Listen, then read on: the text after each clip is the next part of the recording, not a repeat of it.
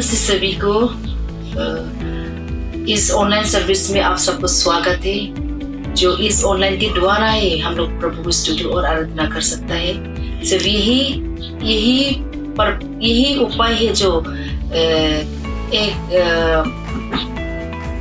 रास्ता है जो परमेश्वर जो हम लोग प्रभु की स्तुति और आराधना कर सकता है। तो सर्विस को शुरू करने से पहले मैं परमेश्वर के वचन को पढ़ना चाहती हूँ, जो वचन संहिता 34 वर्स 1 में कहता है, I will extol the Lord at all times. His praise will always be on my lips. मैं परमेश्वर को ऊंचा करूंगी हर समय पे और हमेशा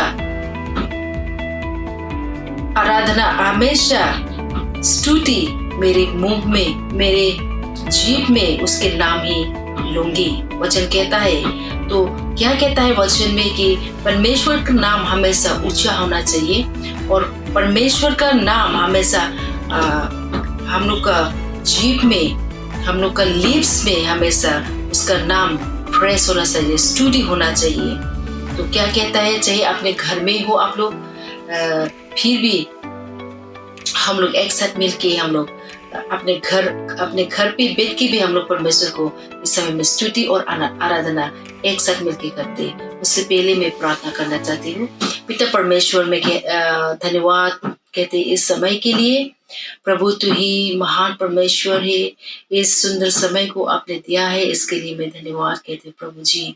प्रभु तेरे चरणों में आता है प्रभु जी, जो इस ऑनलाइन के द्वारा हम लोग आपको स्तुति और आराधना करने के मौका को मिला है, इसके लिए धन्यवाद कहते प्रभु आज के इस सभा को तेरे हाथों में सौंपते। पवित्र आत्मा तेरे नाम, पवित्र आत्मा आपको स्वागत है इस जगह पे, तेरे नाम को ऊंचा करते हैं। हालेलुया, तू ही महान परमेश्वर है। ऐसा महान परमेश्वर को हम लोग की जीभ में हमेशा स्तुति का नाम लेना चाहिए। हालेलुया, धन्यवाद कहते हैं प्रभु, सारा आदर महिमा तुझको देते हैं यीशु मसीह के नाम में, आमीन। तो इस समय में एक गाने के द्वारा हम लोग आराधना करेगा, वो है आराधना हम करते हैं। चलो एक साथ मिलके हम लोग आराधना करते हैं प्रभु को।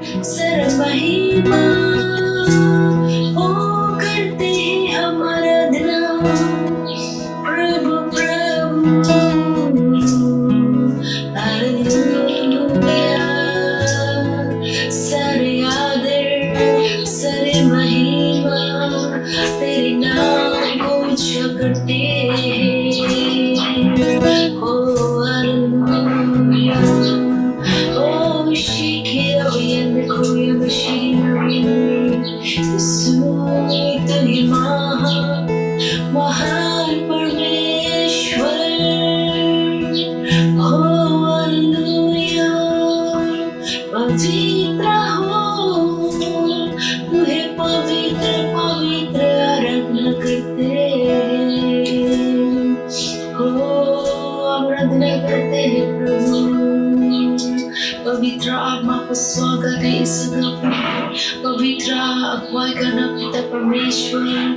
हालेलुया। पूरे समय को तेरे हाथों में सौंपते हैं प्रभु परमेश्वर, यीशु मसीह के नाम में। आमीन। तो इस समय हम लोग परमेश्वर के वचन से लिखेगा, क्योंकि परमेश्वर के वचन हम लोग के लिए जरूरी है। कहता है कि आत्मिक जीवन में भी हम लोग पढ़ना चाहिए। जैसे हम लोग रोज खाना खाता है, अपने शरीर को हम लोग ख्याल रखता है, इसी तरह अपना आत्मिक जीवन के लिए भी, आत्मिक अंदर के लिए भी हम लोग ख्याल रखना चाहिए। चलो हम लोग वचन से देखते हैं। First Thessalonians chapter 5 verse 16, 17, 18. First Thessalonians, पहला Thessalonians chapter 5 verse 16, 17 and 18. मैं पढ़ती हूँ।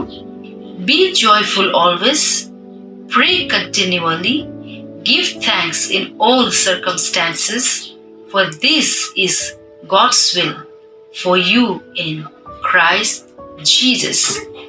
हिंदी में पढ़ती हूँ। सदा आनंदित रहो, निरंतर प्रार्थना में लगे रहो, हर बात में धन्यवाद करो, क्योंकि तुम्हारे लिए मसीह यीशु में परमेश्वर की यही इच्छा है। हालेलुया। तो इस तीन टू वर्स से हम लोग कुछ पाउल ने थेसलोनियन का मंडली को कह रहा है, थेसलोनियन का विश्वासियों को कह रहा है। इसी से हम कुछ 3 विषय के बारे में हम लोग मैं कहना चाहती हूँ, मैं या बताना चाहती हूँ। हमारे जीवन के लिए 3 मुख्य उद्देश्य बहुत जरूरत होता है। परमेश्वर चाहता है कि अपने जीवन में ये 3 विशेष इस्तेमाल करें। ये 3 विशेष बातें हम लोग अपने विश्वासियों के जीवन में हम लोग अप्लाई करें। कहने में इतना आसान है, लेकिन करने में इतना मुश्किल लगता है। लेकिन फिर भी पौलुस ने ये कह रहा है, For this is God's will, ये परमेश्वर का इच्छा है। हालेलुया। तो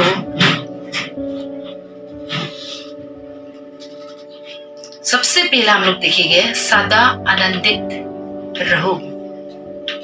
सदा आनंदित, वर्स 16 में कहता है सदा आनंदित रहो। परमेश्वर आपकी और हमारे जीवन में क्या चाहता है? कभी आप ये सोच के देखा है कि परमेश्वर आपके और हमारे जीवन में क्या चाहता है?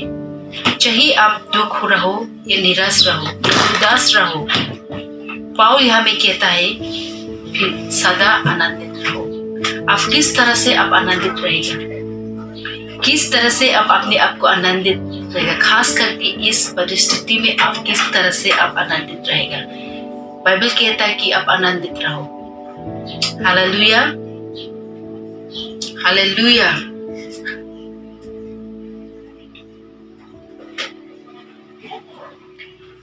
सदा आनंदित रहो मतलब हम लोग समझ सकता है कि कोई संसार में आनंद नहीं है, कोई आपकी या हमारे दोस्तों में आनंद नहीं है, लेकिन सिर्फ यीशु मसीह में, सिर्फ परमेश्वर में आनंद है। आमीन, हालेलुया। मैं फिलिपियों का 4:4 पढ़ना चाहती हूँ। मैं हिंदी में पढ़ेगा। क्या कहता है फिलिपी का 4:4 में?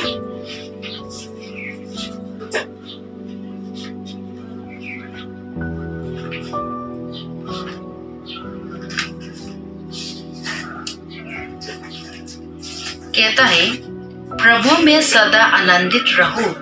मैं फिर कहता हूँ आनंदित रहो।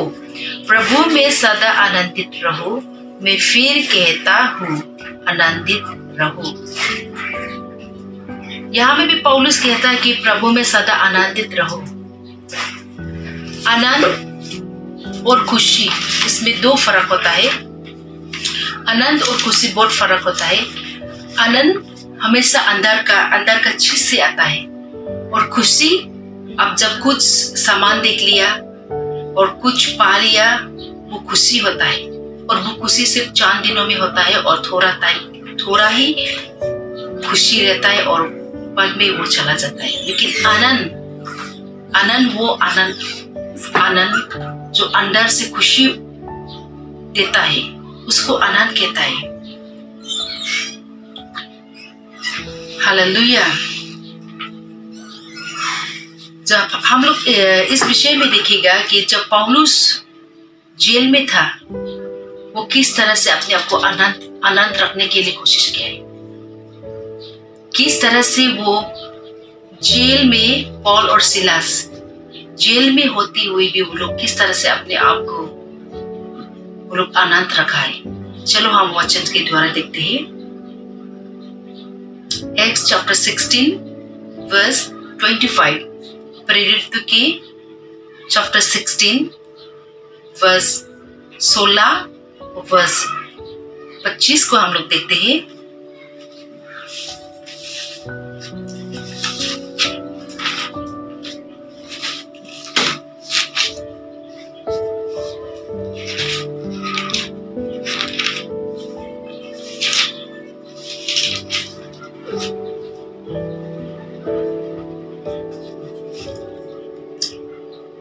एक्ट्स चैप्टर 6:25 में, chapter 6 and chapter 16 verse 25. About midnight, Paul and Silas were praying and singing hymns to God, and the other prisoners were listening to them. About midnight, Paul and Silas were praying and singing hymns to God, and the other prisoners were listening to them. Hindi में भी पढ़ना चाहती हूँ।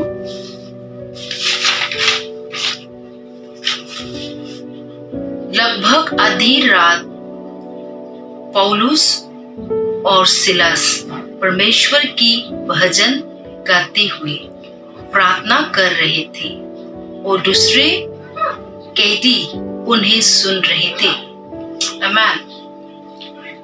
देखिए, इन दो व्यक्तियों से हम लोग कुछ सीखने को मिलता है। पौलुस और सिलास उन लोग को मसीही विरोध, जो क्रिश्चियन का विरोध करता है, वो लोग को परमेश्वर के सुसमाचार सुनाता है, गली गली में जाके उसको अच्छा नहीं लगता है, वो लोग को अच्छा नहीं लगता, इसलिए मसीही विरोधियों ने वो लोग को जेल में डाल दिया। तो जेल में वो लोग क्या कर रहा था, हम लोग देख पाते, वो लोग गीत गा रहा था। अगर ऐसा समय में वो लोग पूछ सकते थे परमेश्वर से कि क्यों प्रभु, आपके काम तो मैं कर रहा था, आपका सुसमाचार तो सिर्फ सुना रहा था, इसके लिए क्यों जेल में बैठना पड़ रहा है। ये क्वेश्चन कर सकता था प्रभु से, ये क्वेश्चन कर सकता था यीशु मसीह से, लेकिन वो लोग ने ऐसा क्वेश्चन नहीं किया। लेकिन वो लोग ने क्या किया है, हम लोग देख पाते। आधी रात को भी इस समय हम लोग जेम्स 5:13 को देखेगा। जेम्स 5:13 क्या कहता है? जेम्स 5:13 में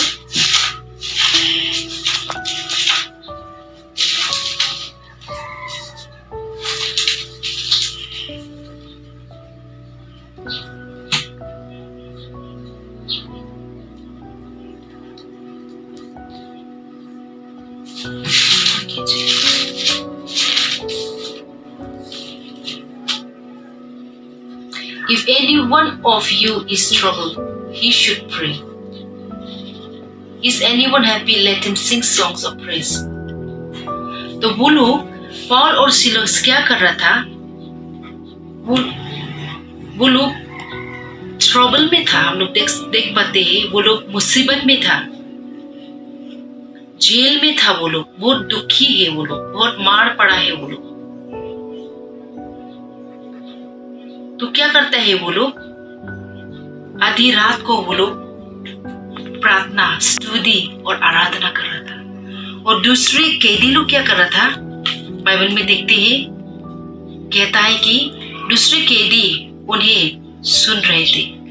जो वो लोग स्तुति और आराधना कर रहा था, तो दूसरे कैदी उसको, वो लोग को सुन रहा था। हालेलुया। मनुष्य में हम लोग के जीवन में हम लोग देख पाते हैं कि दुख होना और खुशी होना और गम होना, गम हो खुशी हो, फिर भी हम लोग प्रभु को आनंदित होना, फिर भी प्रभु के लिए हम लोग आनंदित होना चाहिए। आनंदित, ऐसा आनंदित है जैसा मैंने कहा है, वो अंदर का आनंदित होना चाहिए। अभी आनंद है फिर अभी भूल जाएगा, ऐसा नहीं है। तो प्रभु के लिए आनंदित वो सदा होता है, प्रभु के लिए आनंदित वो अंतकाल का आनंदित होता है। पॉल और सिलस बहुत मार खाने के बाद में भी वो लोग रो के बैठ सकता था। वो लोग प्रभु से पूछ सकता था, क्यों ऐसा प्रभु, हम लोग तो आपके काम को तो कर रहा था, लेकिन फिर भी क्यों। लेकिन वो लोग आनंदित को लेके वो लोग प्रभु को महिमा दिया। हालेलुया। इसी तरह हम लोग के जीवन में भी होना चाहिए। पॉल और सिलस जिस तरह से चलाए, इसी तरह हम लोग की जिंदगी को भी हम लोग चलना चाहिए।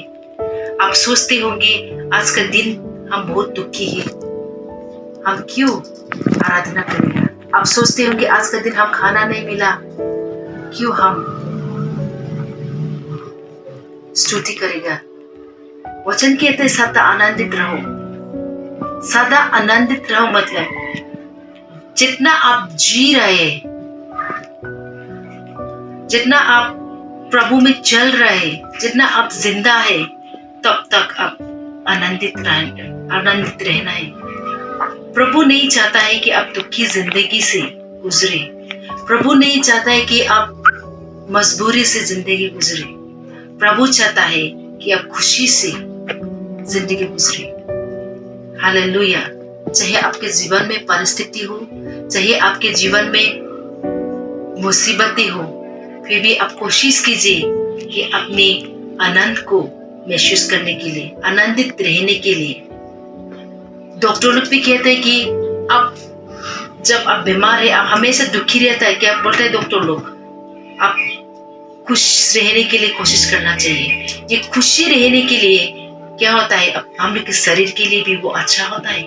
आमीन। तो आप लोग कोशिश कीजिए इसको फॉलो करने के लिए, सदा आनंदित होने के लिए। पौलुस ने कह रहा है कि वो यीशु मसीह का इच्छा है। आमीन। और मैं पढ़ना चाहती हूँ हबक्कुक 3:17 को। हबक्कुक 3:17 को क्या कहता है,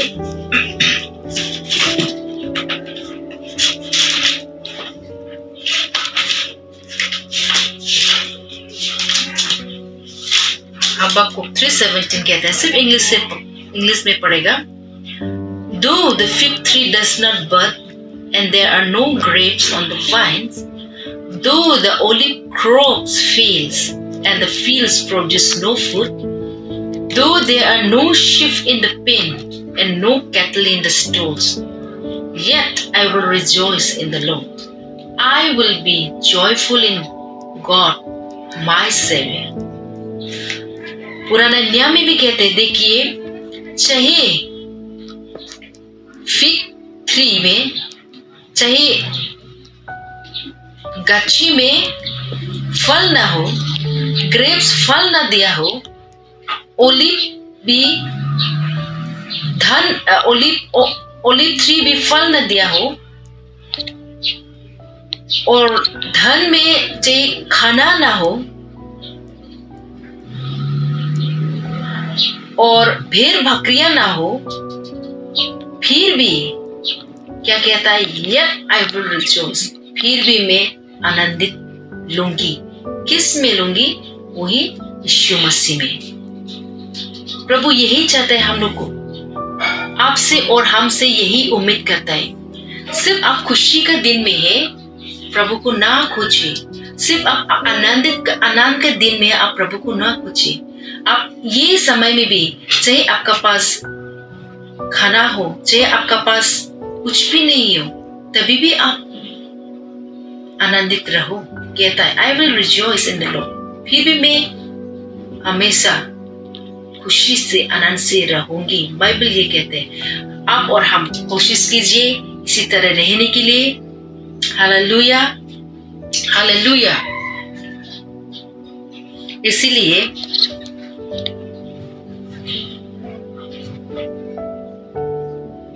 आमेन, आमेन, आमेन। और दूसरी वचन को हम लोग देखेंगे। मैंने फर्स्ट में कहा है कि हम लोग 3 बातें को इसमें सीखेंगे, और 17 में ये कहा है निरंतर प्रार्थना में लगे रहो। दूसरा पॉइंट है हम लोग देखेंगे निरंतर प्रार्थना में लगे रहो। हालेलुया।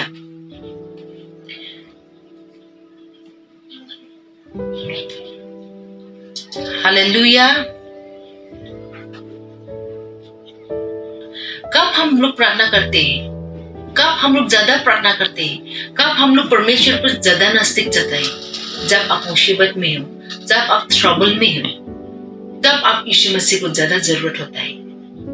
लेकिन ऐसा नहीं होना चाहिए। बाइबल में कहता है, पौलुस कहता है, निरंतर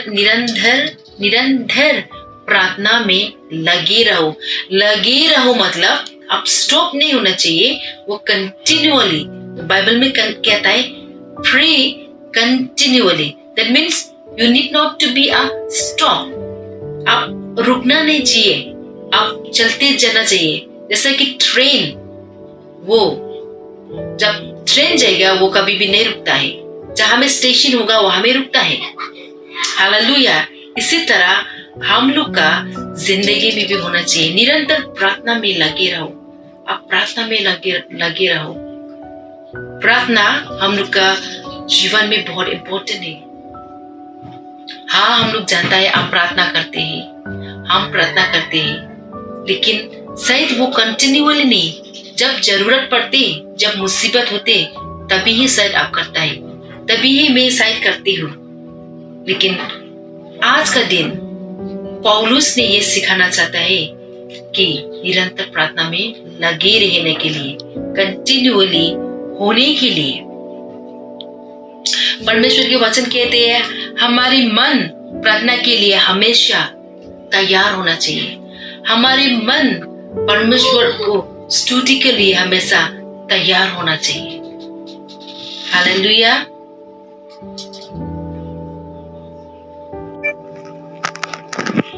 आप कुछ भी करें, चाहे आप खाना बना रहे हो, चाहे आप ऑफिस में हो, चाहे आप अपने वर्क प्लेस में हो, चाहे आप किचन में हो, जहां में भी प्रार्थना करने के लिए रुकावट नहीं है। आप सोचते होंगे कि मैं समय नहीं है प्रार्थना करने के लिए। आप सोचते होंगे मैं अलग से समय लेके प्रार्थना करेगा। लेकिन ये भी होता है कि आप अगर आपका पास समय नहीं है तो आप काम करते करते भी आप प्रार्थना कर सकता है। आमेन। आप ऑफिस में हैं तभी भी आप प्रार्थना कर सकता है। मैं क्या करती हूँ, मेरा पास अगर टाइम नहीं है तो मैं ऐसा ही करती हूँ। जब हम काम करते हो, काम करते समय हम गाना भी गा लेते हो और प्रार्थना भी कर लेते हैं। और क्या करते हैं, आत्मा में भी हम प्रार्थना कर सकता है। आप उसी टाइम में आप सोचता है कि मैं क्या प्रार्थना करूं, किस विषय में प्रार्थना करूं, उस टाइम में आप आत्मा में भी प्रार्थना कर सकते हैं। आत्मा में प्रार्थना करने के लिए हम लोग देखेंगे कि 1 कोरिन्थियंस चैप्टर 14 वर्स 15 में कहता है, बाइबल से देखिएगा 1 कोरिन्थियंस चैप्टर 14 वर्स 15।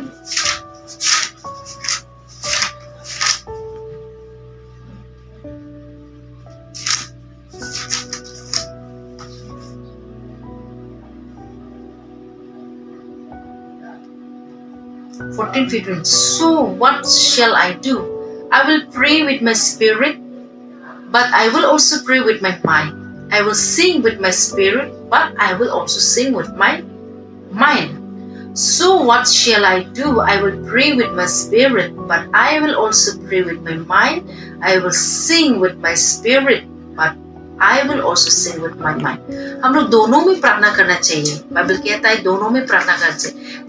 जिसको प्रभु ने वरदान दिया है पवित्र आत्मा के द्वारा, आप अन्य भाषा में बात कर सकता है. और भी अच्छा बात है, आप प्रार्थना कर सकता है अन्य भाषा में. लेकिन बाइबल में कहता है आप दोनों में प्रार्थना करना चाहिए. आप आत्मा में भी प्रार्थना करना चाहिए और माइंड में भी प्रार्थना करना चाहिए. हालेलुया.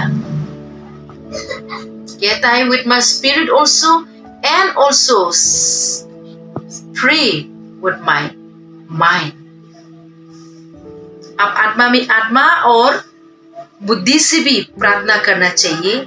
आत्मा से भी गाना चाहिए और बुद्धि से भी गाना चाहिए. आप दोनों में आप प्रार्थना कर सकते हैं. हालेलुया. अगर आप सोचते होंगे मैं क्या प्रार्थना करूंगी, अभी कुछ क्या विषय में प्रार्थना करेगा, करते करते आप प्रार्थना करते करते आप शायद भूल क्या का बारे में, क्या सब्जेक्ट के बारे में आप प्रार्थना करेगा. आप अगर आप ये सोचता है तो उसी समय में आप, अगर आपका पास वरदान है प्रभु ने दिया है अन्य भाषा बात करने के लिए, तो आप उस समय में आप अन्य भाषा में बात कर सकता है. हालेलुया. जब हम अन्य भाषा में बात करता है तो आत्मिक जीवन को उन्नति करता है. आत्मिक स्पिरिचुअल लाइफ को वो बढ़ाता है. वो भी जरूरी है, क्योंकि बाइबल कहता है वो भी जरूरी है कि प्रार्थना करना चाहिए. अगर आप प्रार्थना करते रहेगा तो आपके मन कभी भी घबराहट नहीं होगा. अगर आप प्रार्थना करते रहेगा तो आपकी पूरी तकलीफ, पूरी समस्या को आप खत्म कर सकता है.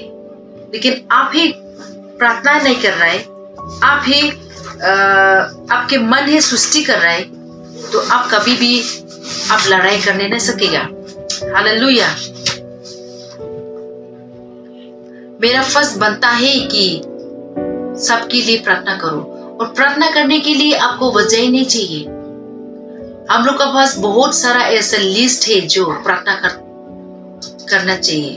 आप दोस्तों के लिए प्रार्थना कर सकता है, अपने घर परिवार के लिए प्रार्थना कर सकता है, आप गवर्नमेंट के लिए प्रार्थना कर सकता है, आप पॉलिटिकल लीडर के लिए प्रार्थना कर सकते हैं, आप सभी जीवन के लिए आप प्रार्थना कर सकते हैं. इसलिए हम लोग निराश होकर नहीं रहना चाहिए. हम लोग निराश होकर बैठने नहीं चाहिए. प्रभु इसलिए पौलुस कहता है निरंतर में प्रार्थना में लगे रहो, तब तो आपको निराशा उसी टाइम में छुटकारा को देगा. आमीन. हालेलुया. आप चिंता होकर नहीं बैठना चाहिए, लेकिन प्रार्थना में हम लोग लगातार रहने चाहिए. इफिसियंस का 6:18 को हम लोग देखेगा. इसमें क्या कहता है? 6:18 को देखिएगा. इसमें क्या कहता है, सिर्फ हिंदी में पढ़ेगा हम.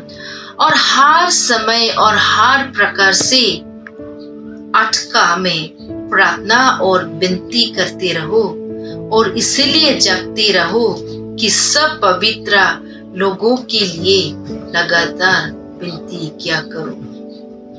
देखिए, सिर्फ अपना के लिए हम लोग प्रार्थना करने नहीं चाहिए. जब हम लोग देखते हैं, हम लोग जब अभी तो online service, online prayer meeting हो रहा है. किस लिए ऑनलाइन प्रेयर मीटिंग रखा है? अपने अपने घर में भी हम लोग प्रार्थना कर सकते था. ये हो गया मिल के हम लोग प्रार्थना करने के लिए, कलीसिया मिल के प्रार्थना करने के लिए, पवित्र लोगों के लिए लगातार विनती किया करो. उन लोगों के लिए भी हम लोग प्रार्थना करना चाहिए, सिर्फ अपने के लिए नहीं. हर समय और हर प्रकार से खुटका में प्रार्थना और विनती करते रहो, और इसलिए जागते रहो. आपको जागना भी है, आपको अलर्ट भी रहना है, कह रहा है, और पवित्र लोगों के लिए, जो हम लोग का लीडर्स है, जो हम लोग का पास्टर है, जो हम लोग का एपोस्टल है, उन लोगों के लिए भी प्रार्थना करना चाहिए हम लोग। इसलिए हम लोग देख पाते हैं, हम लोग शाम में जो इकट्ठा होकर हम लोग प्रार्थना करते हैं। प्रभु चाहते हैं मेरे लोग हमसे मांगे, मेरे लोग हमसे कनेक्टेड रहे, मेरे लोग हमसे जुड़ा हुआ हो। इसलिए जो लीडर्स लोग ने हम लोग को कहता है चलो हम लोग प्रार्थना करते हैं, तो हम लोग प्रार्थना करना चाहिए। चलो हम ऐसा करते हैं तो ऐसा करना चाहिए। हम लोग अच्छाई के लिए कभी भी सुस्ती नहीं करना चाहिए। आमेन, हालेलुया, हालेलुया। और तीसरे पॉइंट पर हम लोग आएंगे, वो है कहता है 18 में 16 को देख लिया हम लोग ने, सदा आनंदित रहो। 17 का पॉइंट में हम लोग देख लिया, निरंतर प्रार्थना में लगे रहो। आप 18 को देखिएगा, इसमें क्या कहते हैं, हर बात में धन्यवाद करो। पौलुस यहाँ में 3 बातें पौल हम लोग को सिखाता है, 3 बातें सिखाते हैं। सदा आनंदित रहने के लिए, निरंतर प्रार्थना करने के लिए, और अब हम लोग देखते हैं हर बात में धन्यवाद करो।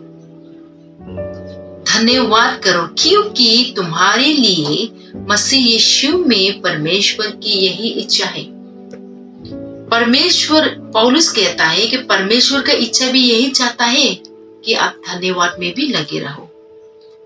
Hallelujah, hallelujah. हम लोग आगे बढ़ेगा।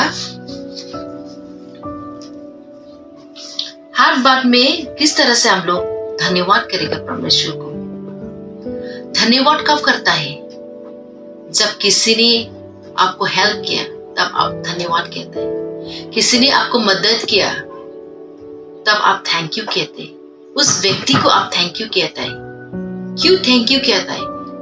क्योंकि उसने आपके लिए कुछ किया है, इसलिए आप उसको मन से, दिल से उसको धन्यवाद कहते हैं। तो आप सोच के देखिए, महान रचयक, महान परमेश्वर आपके लिए क्या नहीं किया, आपके लिए क्या बहुत अच्छा काम किया। आप सोच के आप उसको धन्यवाद कीजिए। हालेलुया। धन्यवाद कहने के लिए वजह ही नहीं लगता है। आप सिर्फ अपनी जिंदगी को देखिए, आप किस तरह से चल रहे हैं, आपने क्या था और परमेश्वर ने आपको उठा के, परमेश्वर ने आप उसी जगह से आपको उठा के ऊंचे स्थान पर लेके आया है। उनके लहू की द्वारा परमेश्वर ने लेके आया है। हालेलुया। तो आप इसके लिए धन्यवाद नहीं कहेंगे परमेश्वर को? अब ऐसा नहीं होना चाहिए कि धन्यवाद करने के लिए जो 10 घोड़ों को परमेश्वर ने चंगा किया है। यीशु मसीह ने 10 घोड़े को चंगा किया है। 10 घोड़े में से सिर्फ एक जन आके उसको धन्यवाद कहे। चलो हम लोग देखते हैं लूका का 17:11 से लेके 19। सबको हम नहीं पढ़ेगा, इंग्लिश से सबको पढ़ेगा, लेकिन हिंदी में सिर्फ हम कुछ वर्स को देखेगा। Now on this way to Jerusalem, Jesus traveled along the border between Samaria and Galilee. As he was going into a village, 10 men who had leprosy met him. They stood at a distance and called out in a loud voice, Jesus, Master, have pity on us. When he saw them, he said, Go, show yourself to the priest. And as they went, they were cleansed. One of them, when he saw he was healed, came back praising God in a loud voice. He threw himself at Jesus' feet and thanked him, and he was a Samaritan. Bible कहती है जब यीशु मसीह रास्ता से गुजर रहा था समारिया और Galilei में, वहां में 10 कोरे थे।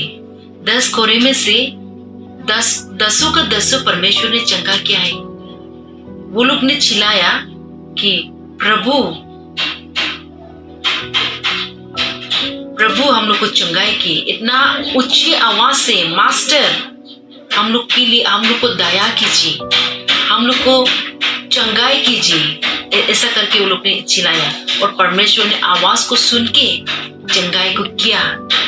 और चंगाई करने के बाद में 10 में से सिर्फ एक जन आके परमेश्वर के चरणों में आया और परमेश्वर को कहा थैंक यू कि मैं आपने हमको धन्यवाद किया था।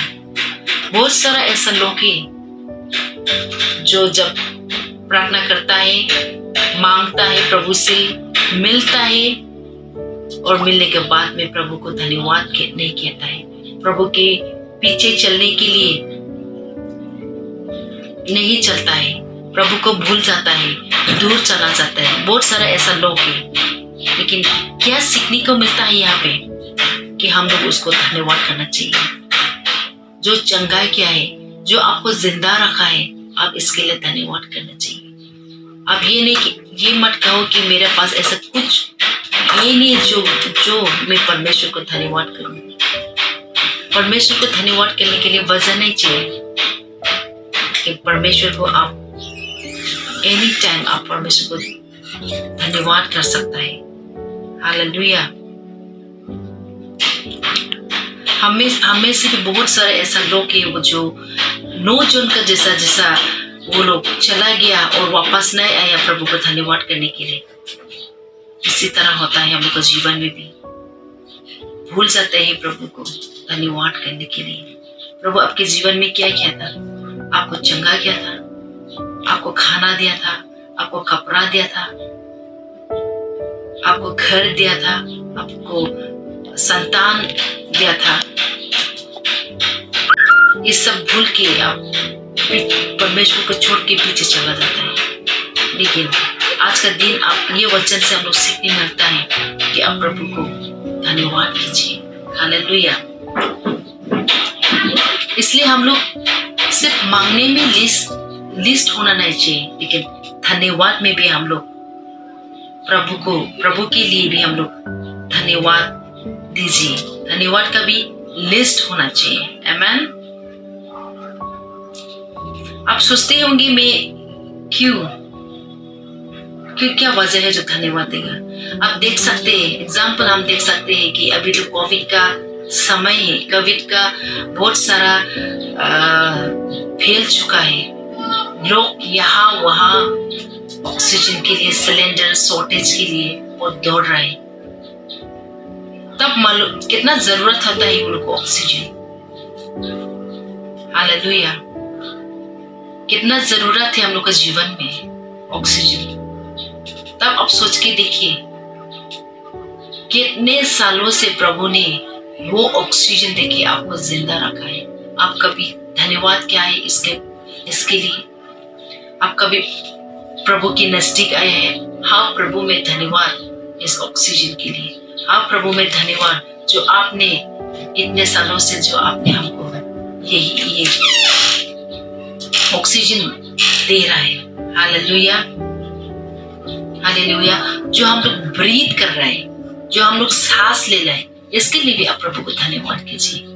ये बहुत बड़ा बात है। ऑक्सीजन का बहुत, ये कोविड-19 में ऑक्सीजन का बहुत हम लोग शिक्षा मिलता है। कितना इम्पोर्टेंट है ऑक्सीजन हम लोग का जीवन में। कितना हम लोग का शरीर के लिए जिंक चाहिए, कैल्शियम चाहिए, वो पीना चाहिए। कितना जरूरी को हम लोग देख पाते हैं कोविड-19 में। ये खाना चाहिए तो वो प्रोटेक्ट करेगा, वो करना चाहिए। तो यीशु मसीह को देखिए कितना सालों से वो हम लोग प्रोटेक्ट कर रहे हैं। कितना जरूरत है हम लोग के अंदर में वो ऑक्सीजन। हालेलुया। चाहे आपके जीवन में खट्टी हो तभी भी आप परमेश्वर को धन्यवाद चाहिए। चाहे आपके जीवन में खट्टी हो तभी भी आप परमेश्वर को धन्यवाद कीजिए। एक वचन पढ़ने चाहती हूँ Colossians chapter 3 verse 17 में। Colossians chapter 3 verse 17।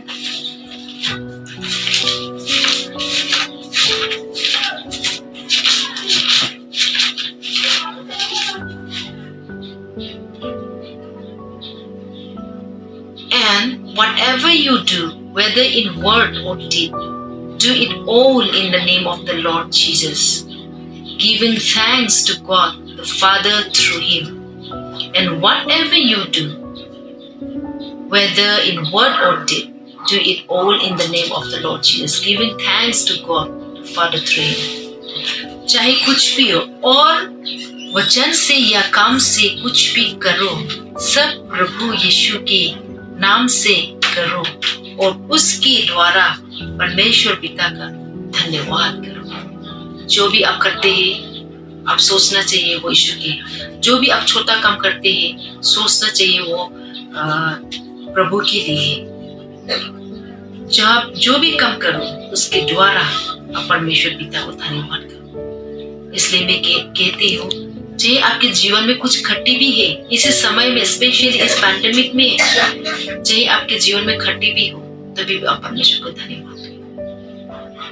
Hallelujah hallelujah. पौलुस हमको इस तीन विषय में सिखाई दिया। परमेश्वर को परमेश्वर में हम हमेशा प्रार्थना करना चाहिए, हमेशा धन्यवाद करना चाहिए और हमेशा आनंदित रहना चाहिए। ये तीन चीज पौलुस ने थेसलोनियन को सिखाई है और वो तीन चीज हमको जीवन में बहुत जरूरत है। खुश आनंद से रहने के लिए और प्रार्थना में कंटिन्यूअली हम लोग प्रार्थना करना चाहिए और धन्यवाद भी परमेश्वर को करना चाहिए। हम लोग सोचते हैं कि हम लोग क्यों, कुछ वजह ही नहीं है उसको धन्यवाद करने के लिए। मैंने बता दिया सिर्फ ऑक्सीजन के लिए भी, सिर्फ ब्रीथ के लिए भी आप परमेश्वर को धन्यवाद कीजिए। किस तरह से परमेश्वर आपको जिंदा रखा है। Hallelujah hallelujah. इसलिए प्रियो बहनों, हम लोग इस तीन चीज को हम लोग जीवन में हम लोग अप्लाई करना चाहिए। हम लोग सुस्ती नहीं करना चाहिए। आमेन। चलो हम लोग प्रार्थना करते हैं। पिता परमेश्वर तेरे चरणों में आता है प्रभु जी। प्रभु इस वचन के लिए मैं धन्यवाद कहते प्रभु जी। पौल ने हम लोग से ये सिखाता है कि आप लोग कंटिन्यूअली प्रार्थना में लगे रहो, कंटिन्यूअली धन्यवाद करते रहो कभी, क्योंकि आपके आशीष कभी भी खत्म नहीं होता। हालेलुया। सहायता कीजिए प्रभु परमेश्वर कि हम लोग इसी तरह इस वचन के द्वारा हम लोग फॉलो करें प्रभु जी। इस वचन के द्वारा हम लोग आपके और नजदीक आए, आपका साथ कनेक्टेड हो परमेश्वर। परमेश्वर चाहे कुछ भी हो प्रभु, हम आपका साथ आपको कभी भी नहीं छोड़ूंगी प्रभु परमेश्वर। सहायता कीजिए सभी विश्वासियों को, ताकि प्रभु आपके हाथ को न छुए, ताकि प्रभु आपके और नजदीक आए, प्रार्थना में लगे रहने के लिए, धन्यवाद के बातों को बोलने के लिए प्रभु यीशु। धन्यवाद के दिन परमेश्वर इस वचन के लिए आशीष दो, इस वचन के द्वारा जो सुनते हैं प्रभु आशीष देना, यीशु मसीह के नाम में प्रार्थना करते हैं। आमीन।